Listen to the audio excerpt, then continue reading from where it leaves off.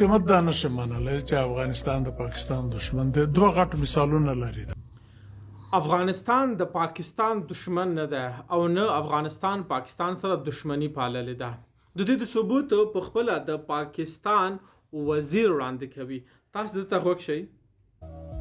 هیڅ قیمت دا نشي منلی چې افغانستان د پاکستان دشمن دی. دوه غټ مثالونه لري. اتا هندوستان سره جنگ، افغانستان اتا سفیر پترو اتا حاکمانو ته پیغام ورک چې د غربي پول نه بیغم اوسئ. مونږ بدل ته تاسو ته هیڅ قسم تکلیف نه پیدا کوو. تاسو خپل جنگ ته توجه ورکړئ او که ضرورت مو وي دا څه سکاوټ چې تاسو په فاټا کې ساتئ دا هم لرې کوئ. بالکل جنگ کوئ، بې فکره اوسئ، مونږ تکلیف نه درکو.